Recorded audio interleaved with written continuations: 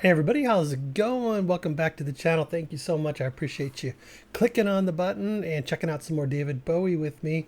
Another recommendation. We're kind of flying hard and fast with the David Bowie stuff, and I'm really enjoying it. I have been ever since I started doing, his final album last month or a couple months ago, and just checking out a lot of songs that I just never ever heard at all. I know his hits, his radio hits, from early 70s Ziggy stuff, chit chit chit changes and all that kind of stuff, and then Let's Dance and all that, and few spatterings, here and there. And we are going to be taking a look at a couple of three songs actually from the 1977 album Low, and this is I'm not sure. Let's see, on Spotify it says it's remastered, but I'm going to play it from YouTube, so I don't know if it's remastered or not. But we're going to be looking at three songs. Okay, so song number 2 on the album is Breaking Glass, which is 1 minute 52 seconds, and then song number 3 is What in the World, 2 minutes and 24 seconds, and Sound and Vision, which is 3 minutes and 4 seconds. And I do believe I've heard Sound and Vision a couple of times throughout my lifetime. I'm pretty sure I've heard that one. I'm sure when I hear it, I'll recognize it. Something about that sounds real familiar. Not that I know the song, like the back of my hand, which I don't know. That's the back of my hand. I know it pretty well. But not David Bowie. So let me see here. We're going to just kind of let it play through. So they'll hopefully, I'm not sure if I'm going to have to click on the next video or not, because I can't figure out how to make it just keep playing. But anyways, YouTube, sometimes I can, sometimes I can't. Everything's always changing on my computer for some reason. Every time I update or restart it, there's different features that I don't find or have moved, and I don't know where they went. But anyway, so we'll start with Breaking Glass with David Bowie, and then I'll just click to the next one as quickly as I can. See how it goes.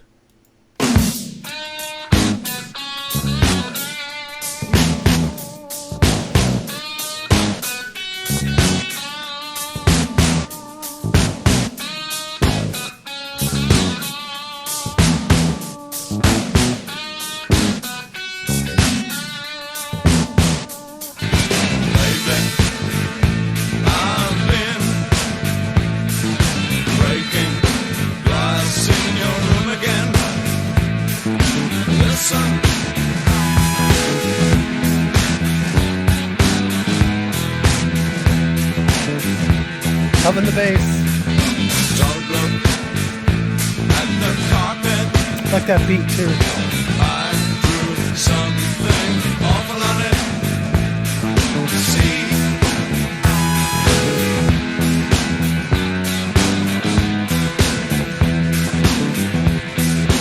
you're such a wonderful person, I like that guitar. but you got problems.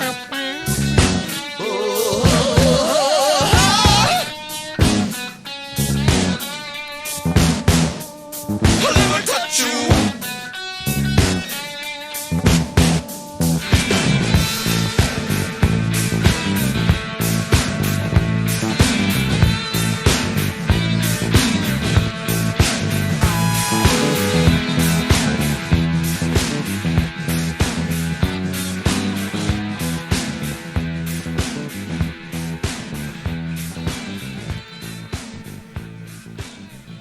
Right on.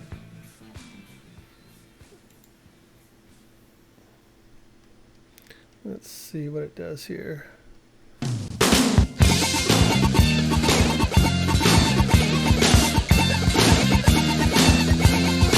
You're just a little girl with gray eyes. Never mind, say something. Wait until the crowd cries. Oh, wait until the crowd cries. You're just a little girl with gray eyes. Go deep in your room. You never leave your room.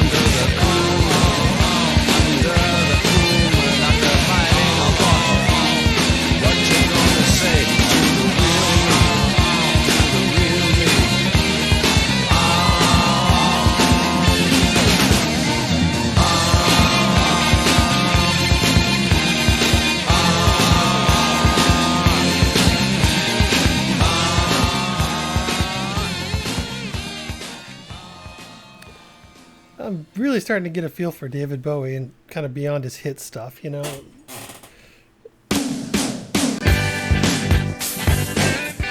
is the song I thought I heard. Oh, yeah, that sounds familiar.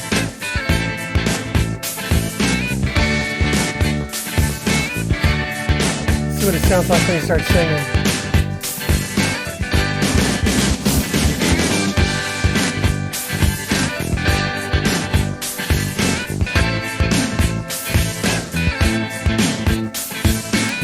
So groovy, the bass line and the drums and the two guitars.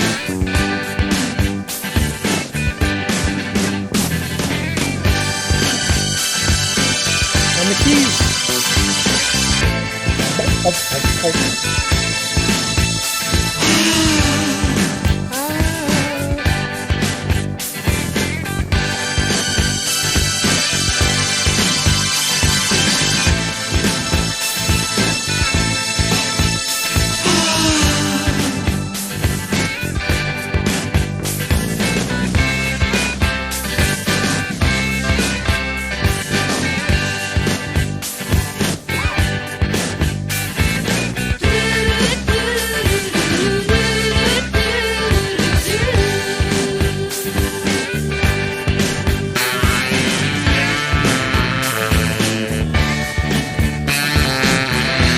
Oh man.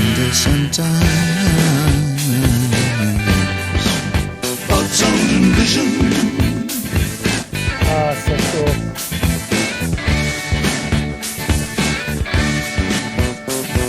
Oh yeah.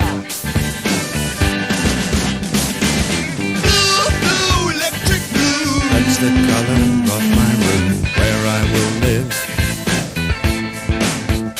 Blue, blue. Pale blinds drawn all day. Nothing to read, nothing to say. Blue, blue. I will sit right down, waiting for the gift of sound and vision. And I will sing, waiting for the gift of sound and vision.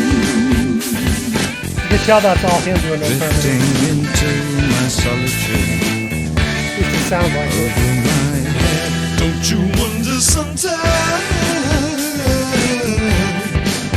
about sound and vision?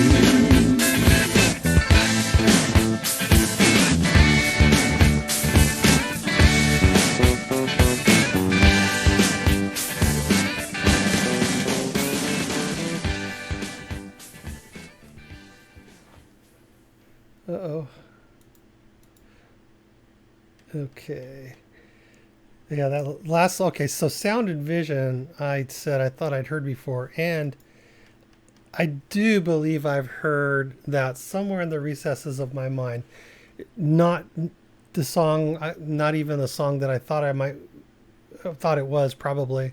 But I do sort of recognize, you know, the guitar lick, and also that blue, blue, blue, blue, whatever that is, you know, that kind of sounds familiar too.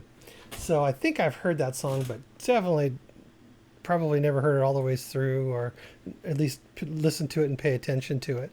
But very cool, very groovy. All three songs really, really fun. You know, I feel like I'm really starting to connect with, you know, it sounds like his, you know, a lot of his other stuff, of course. It sounds like David Bowie, so it's recognizable to me. As far as, okay, yes, that sounds like David Bowie. But as far as the songs go, these are songs I'd never heard. And I think because when I would hear songs that weren't his hits, for some reason it just didn't connect with me. And I think too, a lot of the reasons why hits connect with you is because, you know, back in the day, they're just like played on the radio constantly. So even a song you didn't like at first, maybe kind of they drive it into your head a little bit, you know, and now it's like a song that you remember from your, you know, childhood, you know, and even though it's not a very good song. But I was young in the 70s, too young to be, I wasn't listening to this kind of music at all. I mean, I wasn't listening to rock and roll until probably like around like 70, probably 74, so that makes me 10 years old.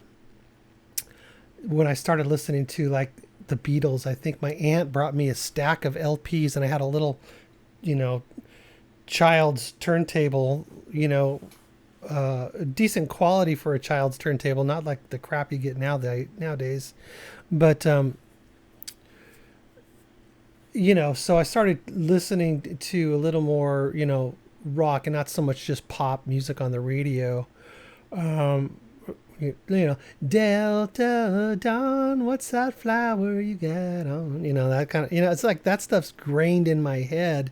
It just gives me, my mind goes straight to going on vacation with my parents, driving across country in the back seat of a Pontiac Tempest, with my sister back there. And so, it's different. I just don't think I would have been into this kind of music back then. And I wasn't really, I remember starting getting into my mom's Creedence Clearwater Revival albums. And, I checked them out a few times. And then all of a sudden, when I went back to it again one day, one year, it clicked. It's like, oh, yeah, okay. I remember her Neil Diamond Hot August Nights. That never clicked with me. That never went anywhere with me. But she had like Rare Earth and just different things like that. So rock and roll didn't really come into play until about, well, let's see, it must have been around 77 or 76, and I discovered Aerosmith. And I got the Aerosmith Rocks album, and I started listening to two major radio stations in the LA area. One was called, well, there was three. There was KMET, there was KLOS, and there was one that was called, I don't know, it was called K100. And they played, but that went away real fast, and then KMET went away. KLOS is still on air here in Los Angeles. It's a pretty big station. But, and so they would play, and that was FM. So now I'm getting into more, the FM stuff. Back then it was a little more, you play what you want, the DJ can play what they want, and I would hear more stuff. I remember hearing Led Zeppelin's Kashmir, and I was just transfixed by it, literally transfixed by it. And I remember I was pretty young because my mom walked in my room and she told me, turn the radio off, go to bed. It's time to go to bed. And I said, Mom, okay, but wait till this song's over. And she goes, oh, okay. So, I just had to hear that song. And then, it's like I turned the radio off and I went to bed, but started hearing the FM stuff. But, I just never really was drawn to purchasing David Bowie's records, and I only owned like one Stones record, I think, Some Girls. I think I bought it in 78 or something like that after they had a kind of a hiatus of not releasing anything. And then all of a sudden, boom, Some Girls comes out. And it took me, I liked a couple of songs. And then I had to force myself to sort of like that album. Now I love it. It's like, okay, now I know way more Stones now than I did back, in 78. So more familiar. I understand, who they are and their significance, in rock history and blues history. So, and pop history, of course, and commercialization. But,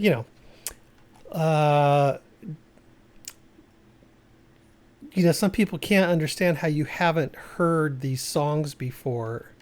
And I understand it to a degree because when I hear like some of those songs some of those classic songs that have been around forever that we've all heard, and then these other people, younger people, or just people that didn't grow up listening to that kind of music, do reactions. And I'm thinking, wow, that's wild. You've never heard Pink Floyd Comfortably Numb?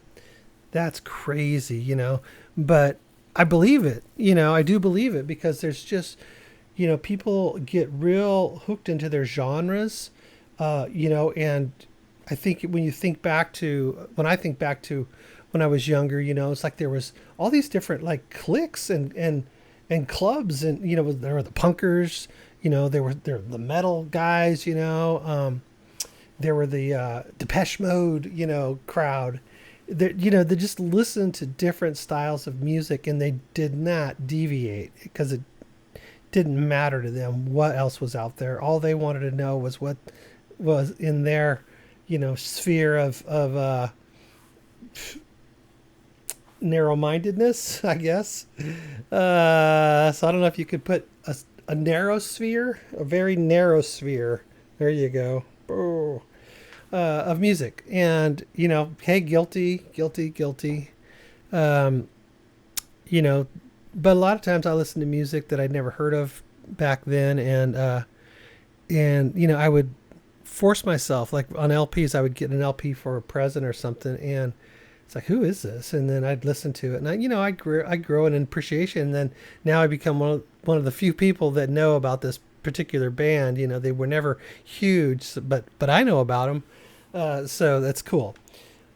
That's just music, Not everybody hears everything, There's no way anybody could tell me you've heard everything. There's so many different genres of music, so many different styles of music, and sub-styles and subgenres, and it goes on and on and on and on. There's a world full of music that you have not heard, no matter how much music you listen to. And I know some people listen to a lot, and they know a lot about music. But that's just a fact that those are few and far between that have that kind of all-encompassing knowledge of music. But it sure is interesting when you run into one of those types of people, or one of those people that just have that intensity for all types of music, and they don't get sucked into the metalheads or the punkers or whatever. So very funky bass lines, drumming, vocally. I mean, some of that harmony stuff he was doing was just so pleasurable. I love the stacking of his voice in some of those harmonies in the second song, especially.